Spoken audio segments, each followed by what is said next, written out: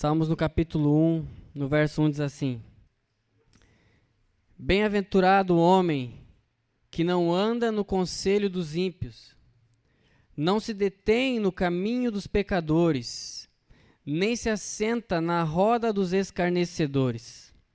Antes, o seu prazer está na lei do Senhor e na sua lei medita de dia e de noite. Ele é como árvore plantada junto à corrente de águas, que no devido tempo dá o seu fruto, e cuja folhagem não murcha, e tudo quanto ele faz será bem-sucedido. Os ímpios não são assim. São, porém, como a palha que o vento dispersa. Por isso, os perversos não prevalecerão no juízo, nem os pecadores na congregação dos justos. Pois o Senhor conhece o caminho dos justos, mas o caminho dos ímpios perecerá. Pai, nós te damos graças pela tua santa palavra, que vem ao nosso encontro nesta manhã. Te pedimos, Pai, nos sujeitamos ao poder que ela contém, nos sujeitamos ao poder transformador que ela contém, nos sujeitamos, Senhor, ao poder que ela tem de destruir fortalezas que se levantaram em nossa mente, em nosso coração, contra o conhecimento de Deus, contra o conhecimento da tua verdade. Antes de tudo, Pai, nós nos sujeitamos a ela. Nós cremos fielmente, ó Pai, que o teu Espírito Santo nos auxilia nessa manhã, nos auxilia, nos traz renovo, nos traz confiança e nos traz o teu favor aos nossos corações, Pai, em nome de Jesus. Amém. Amém, irmãos? Este é um salmo muito conhecido, né? Se não um dos mais conhecidos, né? Perdendo para Salmos 23. E ele tem um propósito de ser como um manual na vida do cristão, ensinando o cristão sobre uma bem-aventurança, ensinando o cristão a caminhar de uma forma bem-aventurada. Né? Estes salmos têm como suma, como diz Calvino, que a substância de todo ele consiste em que são bem-aventurados os que aplicam seus corações a buscar sabedoria celestial, ao passo que os profanos, desprezadores de Deus, ainda que por algum tempo se julgam felizes, por fim terão o mais miserável fim. Então aqui o Salmo ele tem esses dois papéis, de nos mostrar um caminho em busca de uma felicidade justa, em busca de uma prosperidade legítima pela palavra de Deus, e também de fazer esse contraste entre a vida do ímpio e a vida do justo, entre os valores do ímpio e os valores dos justos, entre o resultado de cada um e o fim de cada um. Então esses salmos basicamente vai trazer esses dois caminhos. E a primeira palavra usada ali já, meus irmãos, já fala sobre bem-aventurado. O que seria bem-aventurado? Aqui não tem a ver com apenas ser feliz. Não tem a ver apenas como ser uma pessoa alegre ou ser uma pessoa divertida. Mas tem a ver com ser contente em todas as áreas da sua vida. Não tem a ver com buscar a felicidade aqui ou buscar a felicidade ali ou buscar uma alegria ali, uma alegria momentânea aqui. Tem a ver com um homem que em todas as áreas da sua vida ele encontra bem-estar, ele encontra prosperidade, ele encontra satisfação. E muitas vezes nós temos já de início e nos alegramos em saber que existe uma promessa bíblica e um caminho bíblico para encontrarmos este lugar, só que já nos primeiros versos nós nos deparamos com uma instrução. E a instrução não é você tem que fazer isso, ou você tem que fazer aquilo, ou construir isso para ser feliz ou para encontrar uma felicidade. Mas as primeiras instruções falam que o justo ele encontra felicidade naquilo que ele evita. Então a primeira coisa, meus irmãos, que muitas vezes nós achamos que nossa caminhada não é de extremo valor, é o fato de nós aprendermos a dizer não. E essa é a primeira instrução que o salmista nos dá. Nós precisamos aprender a dizer não. E por que isso? Porque não existe a possibilidade de um crente ser bem-aventurado nos padrões bíblicos sem que ele aprenda a dizer não para esses caminhos oferecidos pelo ímpio, pelos pecadores e pelos escarnecedores. O texto diz: bem-aventurado o homem que não anda no caminho dos ímpios, não se detém no caminho dos pecadores e nem se assenta na roda dos escarnecedores. Não andar, meus irmãos, no caminho dos ímpios é não nos sentir satisfeitos em adotarmos uma vida, um estilo de vida dentro dessa cosmovisão da impiedade deste mundo. Quando fala sobre conselho, ele está falando sobre um conjunto de normas, um conjunto de regras que governam tais pessoas, que dominam sobre essas pessoas, que regem os seus pensamentos, que regem a sua maneira de viver. É um conjunto todo de valores dessas pessoas ímpias, a qual não traz amor a Deus, e sim trazem amor ao pecado. Eles não expressam nesses valores, nesse conjunto de valores, nesse estilo de vida, um temor a Deus, um amor a Deus, um amor à palavra de Deus. Mas eles expressam nesse estilo de vida amor ao pecado, amor às coisas deste mundo.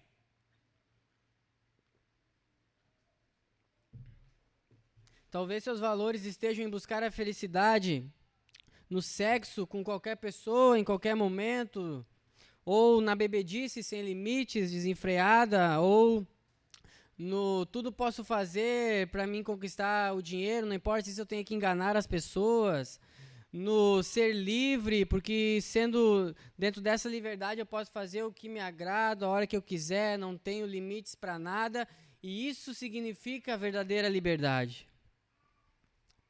Sendo que para nós, a verdadeira liberdade, ela consiste em nós amar a lei de Deus. É nós andarmos dentro dos limites impostos por Deus e dentro desses limites nós sermos saciados, nós sermos fartos, nós sermos contentes. Nós vamos ver que a queda aconteceu exatamente quando o homem cogitou que aquilo, o lugar onde Deus havia estabelecido para ele, não era suficiente, ele precisava de mais, ele queria ser mais. Foi quando ele ouviu essas palavras de Satanás, que queria ser Deus, foi quando ele abandonou esse lugar, esse limite imposto por Deus. Então começou o pecado, a impiedade. Então, para nós, liberdade é nós amarmos, andar dentro desses limites impostos por Deus, sermos contentes, sermos fartos. E é engraçado que aqui o ímpio, muitas vezes, ele não representa apenas alguém imoral ou depravado. O ímpio, muitas vezes, pode ser uma pessoa muito legal. Ele pode ser alguém muito simpático, alguém muito cativante, alguém a qual a sociedade vem e aplaude.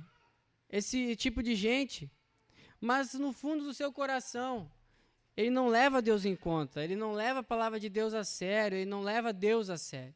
Então ele pode muito bem ser uma pessoa que é aplaudida, que a sociedade diz, esse é o modelo de gente perfeito, esse é um modelo padrão de vida, mas na verdade no seu coração ele não leva Deus em conta, ele não tem temor a Deus.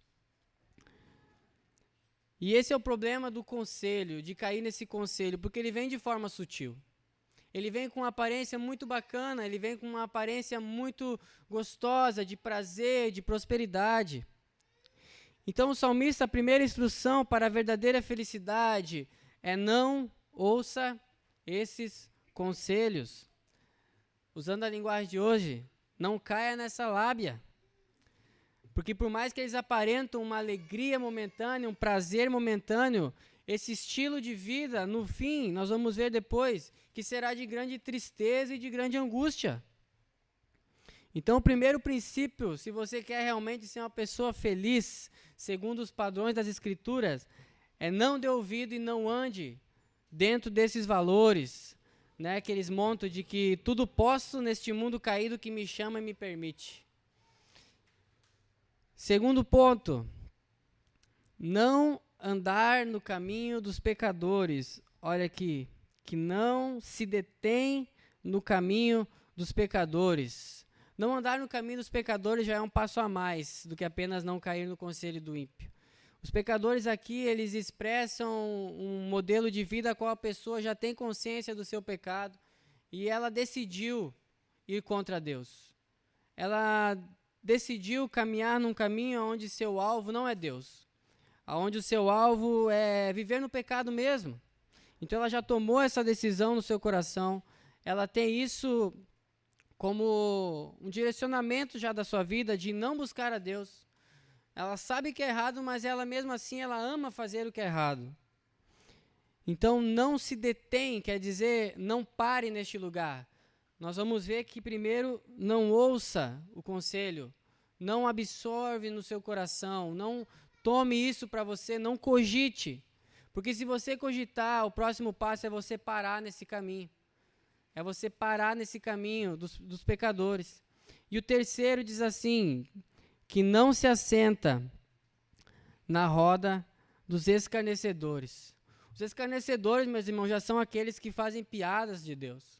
São aqueles que zombam de Deus. São aqueles que se sentem, basicamente, como um Deus. Eles debocham de Deus nas praças públicas e, além disso, eles pregam e têm sua vida como missão de convencer outras pessoas a também percorrer esse caminho, a também abandonarem sua fé, a também abandonarem seu Deus, a também ver Deus como uma desgraça, ver Deus como um empecilho na vida, ver Deus como uma pedra de tropeço na vida que eles estão projetando como liberdade. Como seguir um Deus que proíbe? Esse Deus que proíbe não ama. Como que ele me proíbe de fazer isso que eu gosto? Então eles, além de zombar de Deus, além de não querer nada com Deus, eles pregam isso. Eles têm isso, assim como nós temos a pregação como objetivo de trazer vida para as pessoas, eles têm a missão deles de pregar para trazer morte nas pessoas. Então esse é os escarnecedores. Então veja como é uma sequência ali, meus irmãos. Veja como o salmista ele coloca numa ordem ascendente. Tem até medo de falar a palavra ascendente aqui, porque todo mundo já riu, todo mundo já sabe, né? Mas o salmista ele coloca em uma ordem ascendente, ou seja, a primeira pessoa ela foi atraída. Ela ouviu esse conselho, ela cogitou, isso é bom, isso parece ser verdade. Ela colheu no seu coração, ela fisgou essa isca. Depois ela parou nesse caminho. E o próximo passo foi se assentar nessa mesa. Ela já passou de telespectador a participante agora de um novo time. Então, meus irmãos, nada começa de forma escancarada, nada começa de forma gigante, é de forma sutil. É um falso conselho que nós pegamos aqui, é um falso ensino que nós acolhemos aqui, é uma mentira que nós acolhemos aqui. Por isso a necessidade de andarmos entre irmãos, por isso a necessidade que Paulo diz de exortarmos uns aos outros. Todos nós estamos nessa caminhada, estamos sujeitos. Muitas vezes você está imerso a muitos problemas, você não consegue nem balançar mais o que serve e o que não serve. Por isso a necessidade de andarmos em irmãos, irmãos que carregam a verdade, irmãos que se preocupam realmente com a sua vida. Você quer ver um irmão que realmente se preocupa com a sua vida? É quando ele vê você cogitando uma falsa ideia e ele vem e te exorta. Ele vem e briga com você e diz: a verdade é essa aqui, ó. A verdade não é essa aí. E mesmo que você fique bravo com ele, não queira mais ver a cara dele. É isso que importa. É a verdade que importa. É o cuidado com o seu coração que ele está tendo. Muitas vezes hoje o mundo diz: para que vir no culto todo domingo? E aí você cogita: é verdade, todo domingo? Religiosidade. Aí o cara fala: religiosidade. Aí tu já começa: religiosidade. É assim que começa. Você vem ao culto todo domingo e depois alguém já fala e diz assim: não, mas você vai deixar de comemorar aniversário para ir na igreja? Aí você: não, mas pode comemorar de tarde? Não, mas aí é religiosidade você deixar de comemorar aniversário para ir na igreja. E você diz: pois é, pode ser religiosidade. Aí, meu irmão, ladeira abaixo. Então você não pode nem pegar o primeiro pensamento que te ofereceu, você já tem que, como lá no sul eles fazem, descartar. Então, meus irmãos, nós precisamos aprender a evitar. Precisamos aprender a dizer não, para que nós possamos percorrer um caminho de sermos bem-aventurados, segundo a palavra de Deus. Então, se o crente, para ser feliz, ele tem que aprender a dizer não, ao que ele tem que dizer sim? Ao que, então, que ele tem que dizer sim. E o texto deixa claro, meus irmãos, tem que dizer sim, a palavra de Deus. Verso 2: Antes, o seu prazer está na lei do Senhor, e na sua lei medita de dia e de noite. E aqui a lei do Senhor, meus irmãos, não se remete aos 10 pensamentos, aos 10 mandamentos apenas. A lei do Senhor não se remete a isso apenas, mas se remete a toda a instrução de Deus, aos feitos de Deus, às obras de Deus, a toda a palavra, instrução, mandamento, a qual o Senhor nos deixou nas Escrituras. Isso é a lei de Deus. Nós devemos meditar em toda a palavra de Deus. E é interessante, meus irmãos, ele usar essa palavra medita. Hoje, para nós, é muito estranha essa palavra. E muitas vezes nós tendemos a deixar de lado na igreja essa palavra, porque, cara, se eu dizer para você agora, feche seus olhos e pense em meditação, eu estarei conduzindo você a uma desgraça, porque você vai pensar em alguém na praia com as pernas cruzadas, com a mão assim e parecendo uma abelha, né? E muitas vezes as pessoas se remetem à meditação, isso. Só que a meditação se tornou, nos nossos dias, como o James Packer diz, se tornou uma arte perdida no meio da igreja. Se tornou uma arte perdida. E é interessante porque se nós vemos o livro de Salmos, é um livro que fala sobre oração, que fala sobre louvores, e ele começa falando sobre meditação, não fala sobre oração e não fala sobre louvor. Nós podíamos pensar, esse salmo seria um salmo maravilhoso para encerrar o livro de Salmos, não para começar. Só que, porém, meus irmãos, Salmos ele é um livro organizado. Ele foi um livro que alguém pegou e organizou. Então, há uma intenção em ser colocado esses salmos como o primeiro ali. E a resposta está, meus irmãos, que é pela meditação na palavra de Deus que é formada em nós as orações e os louvores a Deus. Este salmo, então, está intencionalmente no capítulo 1. Edmund Clowney, meu inglês é nem para ler o nome da pessoa. Ele comenta assim: o livro que nos ensina a orar não começa com uma oração. Ainda não estamos prontos. Estamos imersos em nós mesmos. E o mundo nos leva de lá para cá a todo instante. Salmos 1 é uma pré-oração que nos prepara. Então a meditação, ela nos prepara, meus irmãos, para orarmos e para louvarmos a Deus. Ele fala, nós estamos frequentemente sendo levados pelo mundo. Nós não paramos. Né? Então ele fala que a meditação ela faz isso. E é um caminho que faz com que a verdade que nós estamos lendo, a verdade que nós aprendemos sobre Deus, ela se torna matéria agora diante do próprio Deus. Então aí nós somos conduzidos a orar e a louvar a Deus. E é muito interessante, porque se nós deixamos a meditação na palavra de lado, e nós vivemos uma vida, bem-aventurado o homem que se anda no caminho dos ímpios, que se anda no caminho dos pecadores. Amém, Jesus, obrigado pela aventura, não me deixe caminho no caminho dos pecadores, amém. Quando nós andamos assim, meus irmãos, sem meditar na palavra, acontece que a nossa vida, a nossa comunhão com Deus vai se tornando fraca, vai se tornando sem repertório, os atributos de Deus vai saindo das nossas vistas. Num dia nós falamos que Deus é poderoso, no outro é poderoso, no outro é poderoso, nós não conseguimos falar outra palavra, nós não conseguimos observar nem contemplar as obras de Deus que está nesse livro, porque nós não meditamos na palavra de Deus. E a falta dessa meditação faz com que ela não provoque em nós orações, ela não provoque em nós louvores a Deus, e nós não conseguimos absorver aquilo que nós temos como crença, como parte de nós. E como essa meditação é feita aqui nas Escrituras?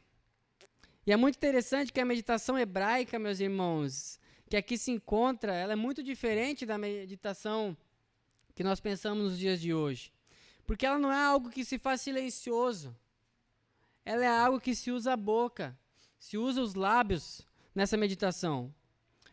Além dela ser um momento que você pensa, você usa da sua mente, ela é uma atividade da mente, ela também é pronúncia. Ela também é refletir e falar as palavras de Deus. Então há uma conexão entre a mente e o coração, entre o pensar e o falar no momento em que nós meditamos na palavra de Deus. Olha o que o salmista diz em Salmo 19:14. As palavras dos meus lábios e o meditar do meu coração sejam agradáveis na tua presença, Senhor, rocha minha, redentor meu. Olha aqui, ó, as palavras da minha boca, o meditar do meu coração, sejam agradáveis. E olha como tudo isso é feito aonde? Na presença de Deus. Não é uma atividade feita, um exercício feito fora da presença de Deus. É feito na presença de Deus.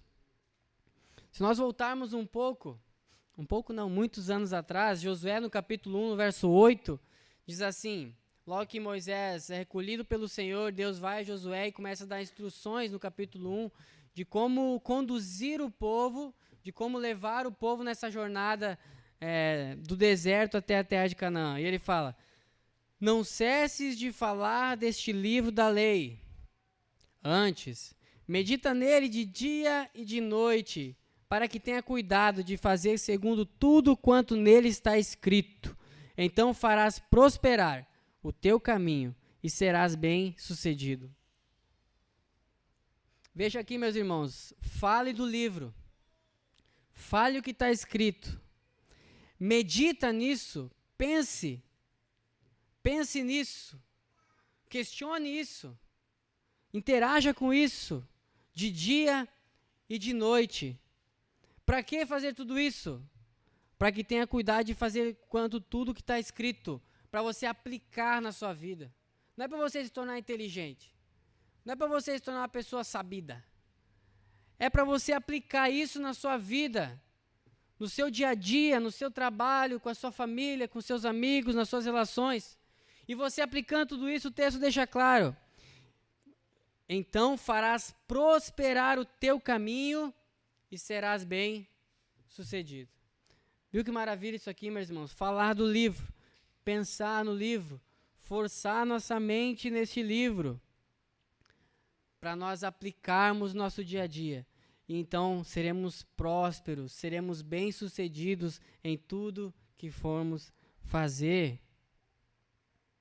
Meditar, então, aqui, meus irmãos, não tem a ver com sentar na praia, cruzar os braços, fechar os olhos e ficar pensando no nada.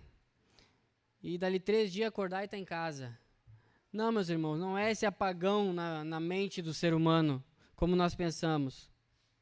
Meditar não é esvaziar os nossos pensamentos, não é nos livrarmos dos problemas do dia a dia, nem algo que você faz para sentir sono. Você já viu essas pessoas? Eu vou meditar para dormir? Muitas vezes é assim, né? Eu vou meditar para dormir. Não, meus irmãos. Aqui é trabalho. Meditar na palavra é labuta. É questionamentos que se levantam, são dilemas que se levantam de como eu faço, de como eu penso para aplicar essa verdade na minha vida.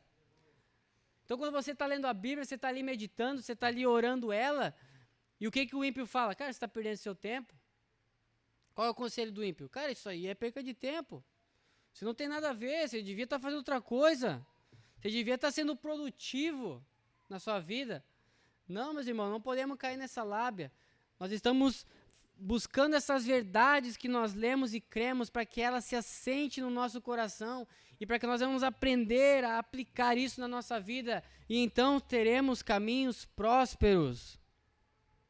Então é trabalho, meus irmãos. Olha o Salmista 42:11, meditando. Ó minha alma, por que está abatida? Por que te perturbas dentro de mim? Então ele aplicando, esse é o dilema, e ele aplicando a verdade de Deus. Espere em Deus, pois ainda o louvarei. Qual é a salvação da minha face? É o meu Deus. Olha isso aqui, meus irmãos, olha esse trabalho, olha esse dilema, olha essa meditação. Então, ela também não elimina esse pensamento racional, como a meditação dos mantras, por exemplo. onde eles têm como intenção ficar repetindo várias vezes a mesma palavra, de tal modo que a pessoa transcende a um estado onde ela não exija mais dela um esforço, onde não exija mais dela uma consciência das coisas que está acontecendo ao seu redor. A única coisa que ela tem consciência agora é da sua própria consciência. Não, meus irmãos, a meditação cristã ela é muito diferente disso. Para não dizer muito diferente, apenas ela não tem nada a ver com isso. Porque esse tipo de meditação ela tem a intenção de você se erguer e se elevar ao ponto de você só ver você e você se tornar um Deus. Você ser como Deus. Onde a meditação cristã, na palavra de Deus, ela tem a intenção de te mostrar que você não é Deus. Você é criatura e Ele é o Criador. Você é totalmente dependente de Deus, você não é independente. Então, é muito diferente as intenções de cada uma, e por isso as aplicações são muito diferentes. Enquanto nós meditamos na palavra para crescer no conhecimento de Deus, porque é conhecendo a Deus que nós nos conhecemos e podemos mudar de vida, esse outro tipo de meditação quer se conhecer, quer chegar ao máximo do seu eu, quer chegar ao máximo da sua potencialidade, acredita nisso, encontrar realmente o ápice da vida, a prosperidade. Nós não, meus irmãos. Nós somos humilhados quando meditamos. O salmista está nos convidando, sabe o quê, irmãos? Vamos nos humilhar. Quando ele diz, vamos meditar na lei de Deus, ele está dizendo, vamos nos humilhar. Porque é isso que vai acontecer quando você para meditar em Deus nas suas obras. Só que a intenção dessa humilhação, quando meditamos na palavra de Deus, quando nos deparamos com a grandeza de Deus e nossa pequenez, quando nos deparamos com a santidade de Deus e a nossa miséria, a nossa pecaminosidade, essa humilhação é necessária, meus irmãos, para nós sermos humildes. Para nós sermos pessoas humildes, porque Deus, Ele levanta aquele que é humilde. Ele socorre aquele que é humilde. Ele dá graça àquele que é humilde. Ele restaura, Ele revigora aqueles que são humildes. Mas Ele abate aquele que é soberbo. Então, nós meditarmos na palavra e nós sermos humilhados, é uma graça que Deus nos deu. É uma graça que Deus nos deu, meu querido. Spurgeon, em um sermão, quando ele tinha apenas 20 anos, ele ia pregar sobre o conhecimento de Deus. E ele começa convidando o povo, falando sobre que é somente quando você pensa em Deus, você usa sua mente, usa todo o seu ser para pensar, meditar sobre a divindade, a trindade, e sobre Cristo e sua obra na cruz, que é quando acontece ao mesmo tempo uma humilhação e ao mesmo tempo um fortalecimento. Que acontece ao mesmo tempo um envergonhar do nosso intelecto, mas é ao mesmo tempo que nós estamos nos tornando realmente pessoas sábias. É ao mesmo tempo que parece que nós somos feridos por tamanha luz, como diz Agostinho, a luz que nos golpeia, a luz que nos fere, é a mesma luz que nos consola. É a mesma luz que cura as nossas enfermidades. Amém, meus irmãos? Então, nós devemos meditar na palavra de Deus. Isso não é somente papel para pastor, não é papel somente para teólogo, é para todos aqueles a qual confessam sua fé em Jesus Cristo e realmente querem viver uma felicidade legítima, querem viver uma prosperidade justa, segundo a palavra de Deus. Então nós começamos muitas vezes no dever. Eu não vou dizer que você vai chegar amanhã na sua casa e você vai abrir sua Bíblia e você vai dizer, que deleite. Que saboroso essa palavra, meu irmão. Não, meus irmãos. Nós começamos no dever. É uma caminhada do dever ao prazer. Nós devemos perseverar. Nós devemos percorrer uma jornada de perseverança. Nós devemos, meus irmãos, quando nós lermos e nós ficarmos com dúvida sobre um versículo e aquilo mexer muito no nosso coração, nós não deixarmos de lado. Nós comprarmos um comentário bíblico para nos ajudar.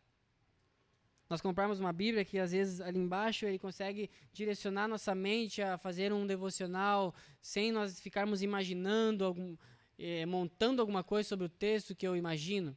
Não, meus irmãos, nós devemos investir. Para nós meditarmos, nós precisamos investir tempo, trabalho, dedicação e dinheiro. E dinheiro. E aí que eu digo, o ímpio vai chegar com um conselho. Você vai investir dinheiro nisso? Você vai investir dinheiro para meditar na palavra de Deus? Você vai cogitar. Eu acho que já é demais, né? Eu acho que só ler ali e orar já tá bom, né? E você cogita e você vai absorvendo. Você tem que dizer, sim, meu irmão. Isso aqui não é algo que eu faço... Isso aqui é princípio da minha vida. Isso aqui faz parte. Como que eu vou saber como educar os meus filhos? Como eu vou saber como conhecer a Deus? Porque eu, como cristão agora, eu fui chamado a uma obra maravilhosa que é de conhecer a Deus, nada mais, nada menos do que o próprio Deus. E eu vou conhecer por onde? Por meio da palavra de Deus. Então, sim, nós temos que nos posicionar. E depois nós vamos falar sobre a árvore ali, nós vamos ver a importância disso. Depois não, agora.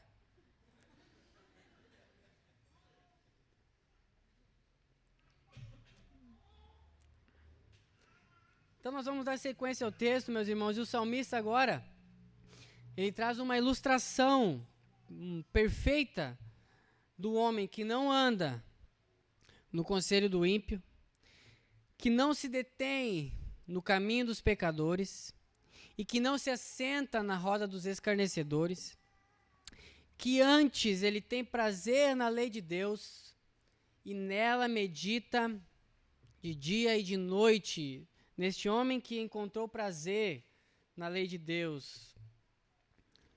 Olha comigo no verso de número 3.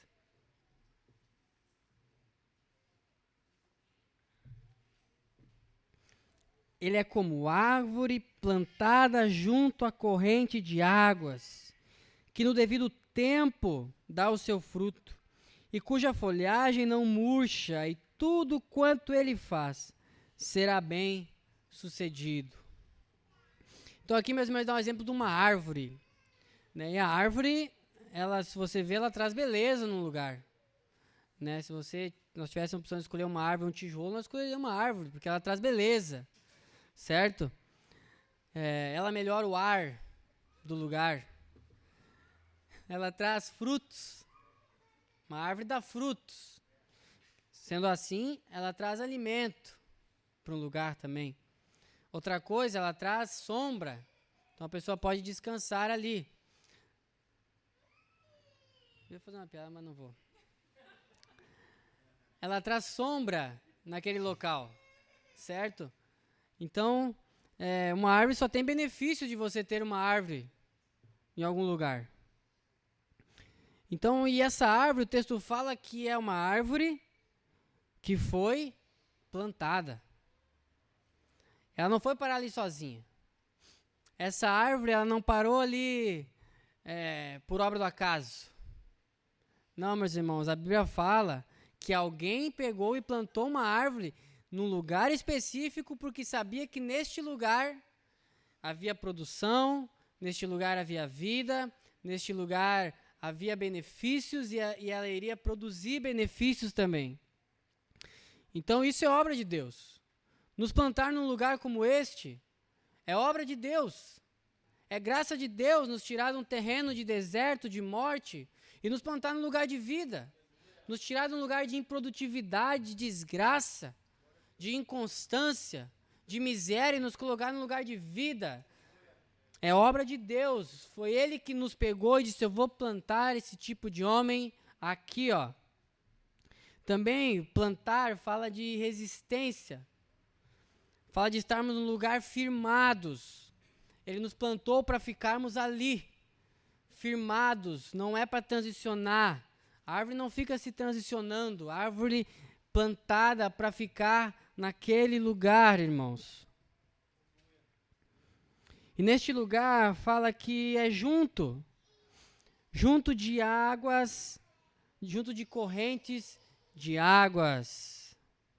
Então assim, meus irmãos, como a árvore, ela pega a água deste lugar, dessas correntes, o justo, ele absorve para si, para que haja produção na sua vida, para que haja firmeza e constância, a instrução de Deus, que está na sua lei.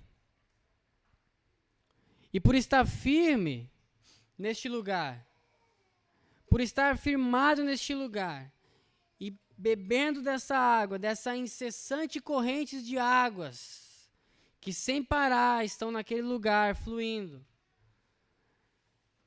ele se torna alguém produtivo. Muito diferente do joio, meus irmãos, que para nada serve. Muito diferente da palha. Este lugar é um lugar de frutificação que no devido tempo, na estação certa, ele dá o seu fruto. Veja ali, no verso 3 ainda.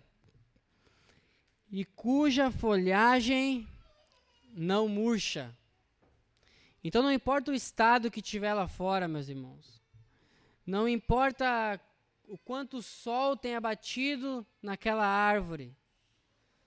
Não importa, senhora, não importa, irmãos, a sequidão que esteja do lado de fora, o clima, as folhas dessa árvore, elas não murcham.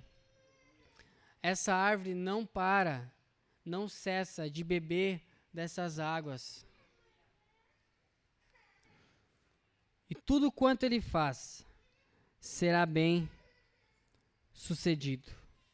Então, olha, meus irmãos, que a partir de tudo isso, de ele ser plantado neste lugar, de posicionamento, de resistência, ele toma dessas águas, ele se alimenta dessas águas, ele se alimenta da instrução de Deus.